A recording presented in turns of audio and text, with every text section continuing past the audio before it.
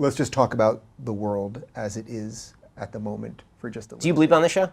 Oh, you can curse your brains out, but what do you mean? You don't curse. I know, but I do. If you promise me you'll bleep it, then I'll curse. Oh, yes, my people will bleep it. Yeah, we're sort of.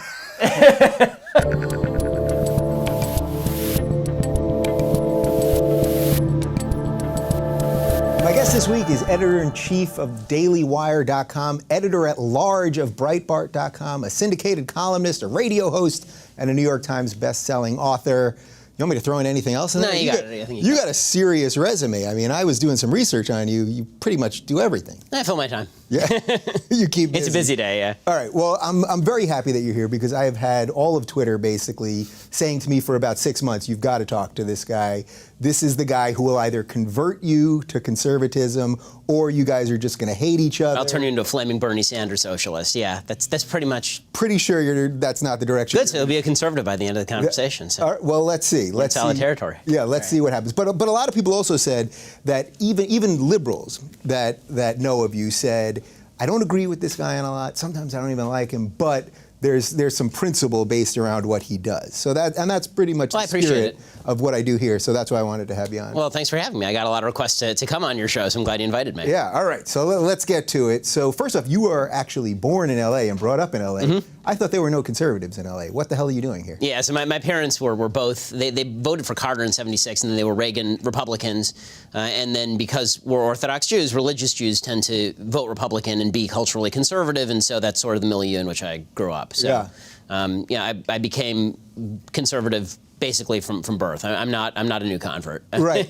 So how is that growing up a conservative as a kid? Because what's that saying? You know, if you're not liberal in your 20s, you have no heart, and if you're not conservative in your 30s, you have no brain. Something like that. Right. Yeah. Exactly. How is that as a kid? It's hard I have no heart, so it works out beautifully. Yeah. Well, how is that as a kid growing up? You're conservative as a kid. It just doesn't sound. It doesn't sound right somehow. Well, again, growing up in a religious community is a little bit different than growing up in a non-religious community. Religious communities tend to be more conservative, and in LA, conservatism is all about social issues, right? When it comes to economics, there's kind of you'll see the people driving around in the Mercedes-Benz with the Bernie Sanders sticker, but everybody knows they're full of it. So there's a lot of that in Beverly Hills right now. Oh yeah, and it's like okay, you can just drive down to Cars for Kids any day now. Just give it away, enjoy yourself. Like I don't understand why you need my money. You clearly have some of your own, so anytime. But in LA, it's all a cultural thing. I mean, conservative versus leftist, and I like to distinguish leftists from liberals because I don't think they're the same thing. Conservatives versus leftists in LA is very much about kind of a character assumption. If you're a leftist, you're a good person. If you're a conservative, that means you're an uptight John Lithgow type from Footloose. You don't want anybody to dance. That's what it comes down to. Right. So I definitely want to dig into the difference between liberals and leftists with you because it's something you focused on a lot from the right, and it's something that I've focused on a lot in the last year from the left. Where do we get to a point where, like to me, at some level, there should be some sort of progressive tax. It shouldn't be necessary. You know, when they talk about the 1%, the studies are sort of all over the place. But it sounds like if you earn about $400,000 a year, you're in the 1%. I'm not in the 1%. I am. You're in the 1%? Yeah, I am. Good. All right, well, good. But it took me a long time to get there. Can I borrow some money? No. All right, there you go. That's why I'm in the 1%. There you go, because people in the 1% know how to take care of their money. But okay, so By the way, I'm proud of that fact. I'm not gonna act like everybody acts ashamed about how much money they earn in this country. I think this is the only thing that's charming about Donald Trump is that I think that you should be proud of how much money you earn in this country because if you worked to get there, I mean, I spent a lot of money to go to law school, and then I spent a lot of time slogging in the trenches, and now I make a really good living. And I work a lot of hours to make that really good living. And my wife, you know, we had to pay her entire medical education out of pocket, and she's going to be a doctor, and she's going to make a really good living. Yeah. Good for her. Good for me. Good for anybody who earns a living in this country. That's a good thing. Right. But as far as the progressive tax, no, I think the progressive tax is a bunch of crap. I think that what about at some point? So you get to $10 million a year, that it could be progressively, you know, going up a little bit. No. You just don't believe in that. No. Because I don't see why you deserve a bigger percentage of my money because I make more money. Right. All taxes is a gangster shakedown. And so and that's all they are. And so we can all agree that some gangster shakedowns are worthwhile because we have to pay for police. But the idea that here's the problem with any sort of progressive tax. There are three, and this is just the general problem with progressive taxation. You have three people in a room, two of them are not Bill Gates and one of them is. They vote 2-1 that they should take half of Bill Gates' wealth. Okay, this is a simplified version of American politics. Yeah. Here's my basic rule for all legislation and all taxation. If you pass this law, are you willing to shoot the person who disobeys? Because that's what the government is. The government is just a big shooting people machine, right? That's what the government does. In whether you're talking national defense or the police, there are certain laws where you pass them and you say, if you disobey this law, and if you resist me with a gun, I'm willing to shoot you. So what laws are you willing to shoot somebody over? This seems to me a pretty good measure of, am I willing? So for example, for taxation, yes. So the question is, are you willing to shoot people who don't pay taxes if those taxes go for the national defense that protects us all? The answer is yes, because if nobody pays that tax, then presumably everybody dies in some sort of terrorist attack. But if you're going to ask me, are you willing to pay a progressive tax for whatever stupid government bull they're pushing today? And am I willing to shoot somebody over that? No, I think the purpose of the tax is just as important as the percentage. I know people try to make the utilities argument. I don't think it's a particularly good Really? Because argument. to me it seems maybe not fully because we don't own it. It's not a utilities, public utility. But that there's something else going on. So it's not utilities, but I would argue that the owners of these companies, the people on the board, Jack and Zuckerberg and all these people, they are so intertwined with our politicians right now. Yeah. That now it actually, I'm not saying it's directly a First Amendment thing, but there's something there. No, because it's almost collusion with the government. So I agree, and the solution to that is to downsize the government radically, not to have our guy do it. Right. That's what I'm seeing generally is like it's our guy doing it, so it's okay now. But yeah, of course, I think that Zuckerberg working closely. Here's the thing.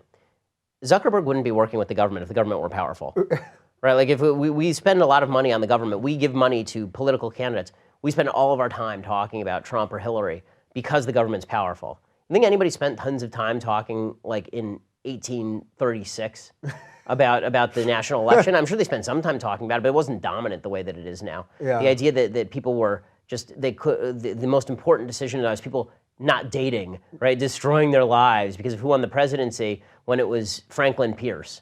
Nobody was doing that. So Right. And part of the reason is that the federal government just was not particularly powerful. So what do you care what some bureaucrat in Washington, D.C. is doing? It doesn't affect you. So that really, I've said this a couple times, to me that's the best argument for small government. Yeah, I agree. Which is, if you don't like Hillary and you don't like Trump, it's not, well, then I should vote for more Democrats or vote for more Republicans. It's get these idiots out of our lives. Exactly.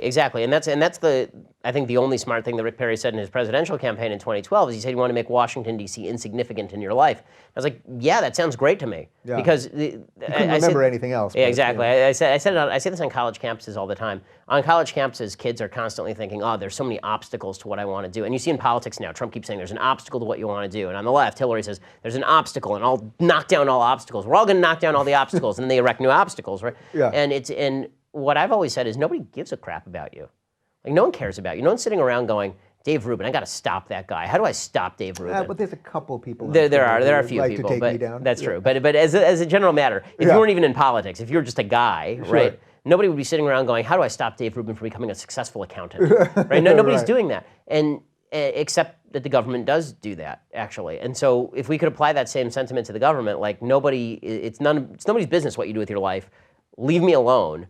Solve your own problems, right? Those few sentences in conjunction would solve a lot of problems, right? Solve your own problems, get the government out of your life. Nobody cares about you except like you and your family and your friends. Yeah. Both sides regard, quote, the other as evil. Is it inevitable that we will eventually destroy each other as the result of our differences in the concept of morality? I'll just add one little piece of this, that I sort of see something like this happening, that a whole bunch of us good, decent people, which I actually think is most of us, are going to keep trying to hold some sort of sane middle thing.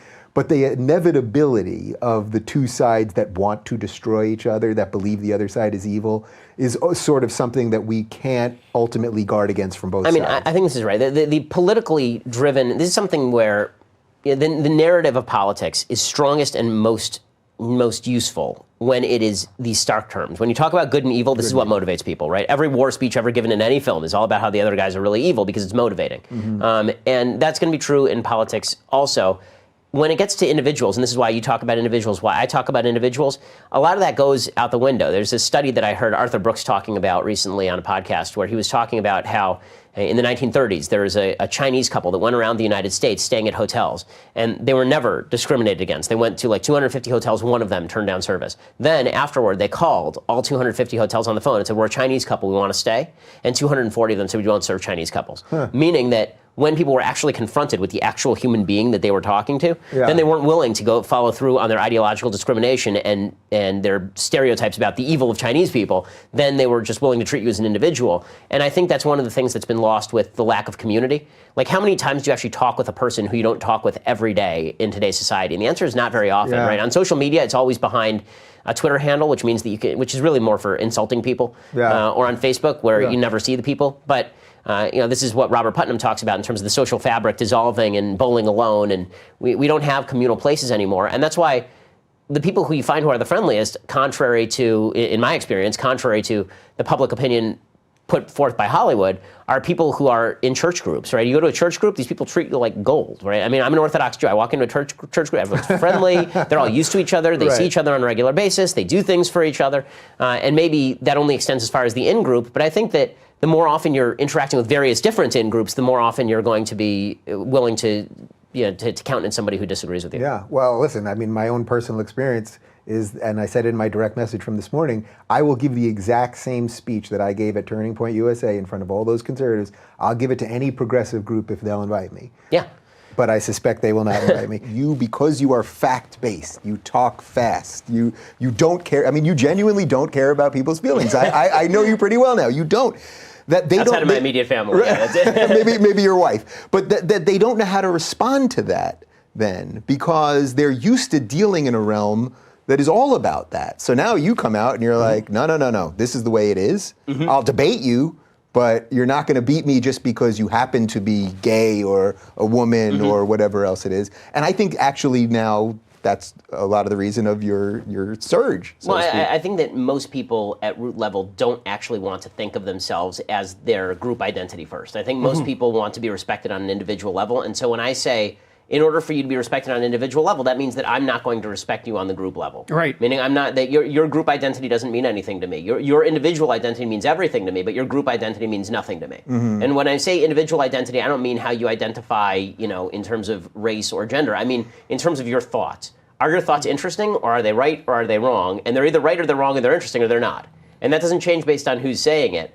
And if we could all get there, I think that's what people find appealing, is that if you can get there, then you can actually have a discussion about ideas. If not, then you're just going to retreat into your identity, and there's no way for me to have a discussion with you. I mean, I just had a talk at UConn, and one of the students got up and was talking about abortion, and she said, I would never have an abortion, but you, as a white, privileged male, how could you talk about abortion? And I said, because right is right and wrong is wrong, regardless of whether I am a white, privileged male. I mean, that's the basis for Western civilization. Otherwise, we can't have we can't communicate across we can't groups. do anything. That's right. And then what happens if we can't have a conversation across groups? Then we just fight for dominance. That's exactly, and that's the postmodern worldview, is that's all we're doing. It's like, fine, but like, you're opening the door to the radical right-wingers, because they're going to come in and say, okay, no problem, we'll play identity politics, but I'm not losing. How's that? Right. It's like, well, that isn't the way you're supposed to play. You're supposed to be guilty. It's like, no, sorry, I'm not going to be guilty. I'm just going to be dominant. Exactly. This is the danger of the actual alt-right, because what the alt-right is, it's a reactionary identity politics movement. And the left doesn't want to acknowledge its own role in helping to drive the emergence of a reactionary identity politics movement, which, by the way, I find despicable, because I think all identity politics movements are despicable. That's exactly what I think, too. I don't care if it's right or left. I did a year of shows on if the left doesn't clean them, and when I was still saying I'm on the left, if we don't clean up our house, what is going to happen? And look what has happened. So shifting slightly a little bit, I thought this would be interesting. Is there a criticism, actually I'll start with you first on this one. Is there a criticism of you that you think is the most legit? No criticism of me is legit. I think that the criticism of me that I think is legit is one that I think is probably common to most people, which is I tend to fall into confirmation bias, which is true for everybody. I think that, when you're in the political realm, the easiest thing to do is to find evidence that supports your position and cherry pick the evidence in order to support that position. And so if the idea is that I tend to do that, I try to fight that, but I'll acknowledge that that's a flaw that I have, when you're invested in a political fight, that your easiest mode of confrontation is to find stuff that supports what you already think, as opposed to taking in all of the available evidence and then shifting your viewpoint, as we were talking about before, toward the right position. It's because I think it is a weakness, it's something that I try to fight as often as possible, and I try to make provision for that. But so before I ask you yours, what do I think is wrong with Ben? What do you think? A, what do you think is wrong with Ben? And B, what do you think is psychologically the best way to deal with that? To be aware, right? You're being aware of what your issues, limitations are, what your biases might be. But psychologically, what's the best way to... It's to surround yourself with competent people who have their areas of expertise that aren't yours, and to listen to them. And that's helped me over the last 15 months, because I've had about 10 people around me. 5 of them are family members, about 5 of them are friends who are extraordinarily competent people, and they go over what I've been doing, and they don't pull any punches. This feelings thing, this is something I'd like to spring to your defense about, because the rule, if you don't have an ethic, is don't hurt anyone's feelings. It's like, okay, but which feelings do you mean? Do you mean like this second's feelings? Or do you mean the person's well-being across a year? Because lots of times when you're having a firm discussion with someone that upsets them in the present, this happens with children all the time, is you're not taking stock of their feelings at the moment, except insofar as you have to, because you want to help prevent them from cascading into catastrophe for the rest of their life. It's like, well, I'm going to discipline you right now. I'm going to tell you why you were wrong. We're going to have a hard conversation. Because if you keep that up, your life is going to be a never-ending stream of misery. Well, that's not cruel. And so, but because people don't see the ethic of iterated games, let's say, something like that, they say, well, you just shouldn't hurt anybody's feelings in the moment. It's like, well, no. That's what's so funny about the left, right? The left will say that diversity is our greatest benefit, and then they immediately try to wash away everything that is diverse about how people behave, except for basic, immutable, biological, right? It's amazing. It's so funny. Right. Well, then at the same time, they'll also say, well, we should be more like countries like Sweden and Norway and Finland and blah, blah, blah. Some of the most homogenous countries on planet Earth, right? I mean, like... Yeah. And by the way, there were plenty of people there who are very worried about the directions that their countries are going. Well, Sweden and Norway we've got are all of these lefties in America saying, oh, it's so great over there, and the amount of people that we met there that are completely... afraid of saying anything. Well, Sweden, Norway, and Denmark are immigration restrictionist countries. It's so funny. The left will talk about the wonders of these Sweden countries. is now. Right, but because of the backlash, right? Because of the backlash to massive Islamic immigration into Sweden and the fracturing of society in areas like Malmo. Right? This is why all the Jews are leaving Sweden, and Sweden has elected a center-right government specifically on the immigration issue. So, yeah, I mean, to ignore, for me, individually and collectively, the biggest source of unhappiness for people is pretending that reality isn't reality. When people fight reality, they lose. And recognizing that reality is necessary, whether you're a nation like Sweden or whether you are an individual who's struggling with certain realities. Like, people's unhappiness springs from thinking that reality is mutable, but they are immutable. Mostly, you're immutable and reality is not mutable. Let's just talk about the world as it is at the moment for just a little. Do you bleep on this show? Oh, you can curse your brains out, but what do you mean? You don't curse. I know, but I do. If you promise me you'll bleep it, then I'll curse. Oh, yes, my people will bleep it. Yeah, we're sort of. I've been waiting for that for a long time, Shapiro, because I've heard you say fuck off. My guys don't have to bleep my fuck; they can bleep your fuck. Yeah, I've heard you say fuck privately, and then you put your little. Well, as you know, there is a bit of a gap between public persona and in private. I curse a blue streak, as you know. So that's not a great shock, but yes. Okay, so yeah, let's just do it for a little bit. Are we fucked? Like, what the hell is going on here right now? It feels that way. I mean, it really does feel as though any common bonds that we once shared are basically disintegrating, and that you're being pressured into mimicking the belief that all those bonds are gone. So even if you believe that the bonds aren't really frayed and that really we should have some stuff in common, if you say that out loud, you're part of the system. You're part of the white supremacist system. And it's such dangerous stuff. I mean, as we're sitting here, in the last few hours, there was a sort of graphic that came out from the National Museum of African American History and Culture, which is a Smithsonian Institute, taxpayer-funded institution. By the government. Funded by the government. And it was all about whiteness and the evils of whiteness. And among the evils of whiteness, things that we have all integrated into our lives because of the prevailing system of white supremacy, were things like hard work, individualism, justice, time management, delayed gratification, science. I'm not kidding. This is all in the document. These are all things that are listed as elements of white supremacy that must be rejected in order to move forward into a better, more progressive world. And so all the things that you would think like, yeah, I feel like we should all have this in common, like, science. This one we should have in common. There's a whole movement to say, no. All of these things are outgrowths of an evil system. And that in turn is the result of an absolutely despicable redefinition of the term racism from what it used to mean for virtually all of human history, but certainly since the 1960s, to what it means now. So in the 1960s, racism was what we all think of racism as, believing in the inferiority or superiority of a particular racial group. Right? Very easy definition. Easy you can enough. spot it Yeah. wherever you see it, right? I mean, it's not hard. It's a very easily applied definition.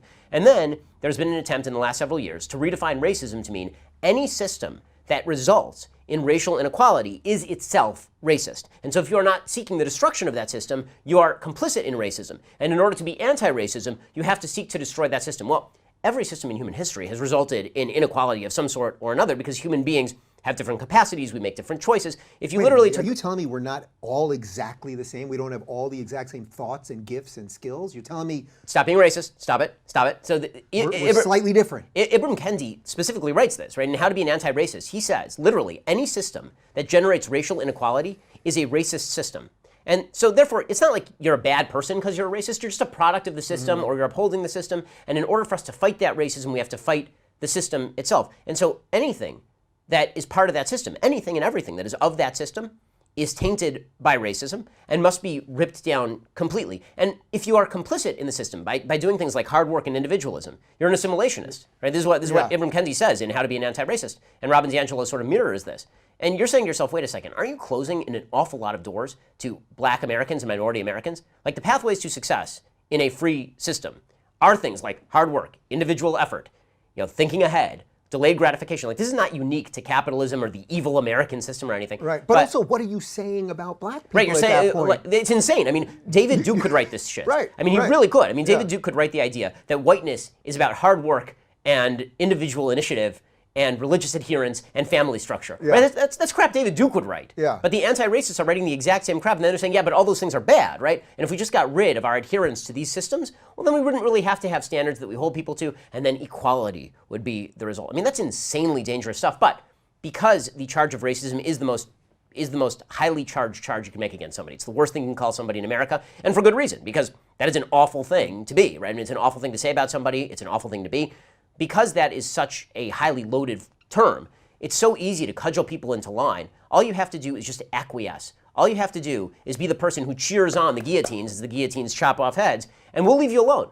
Now, we're not going to say that you're left alone forever, right? This only holds true until the time for the next guillotining. If you're looking for more honest and thoughtful conversations about politics instead of nonstop yelling, check out our politics playlist. And if you want to watch full interviews on a variety of topics, watch our full episode playlist all right over here. And to get notified of all future videos, be sure to subscribe and click the notification bell.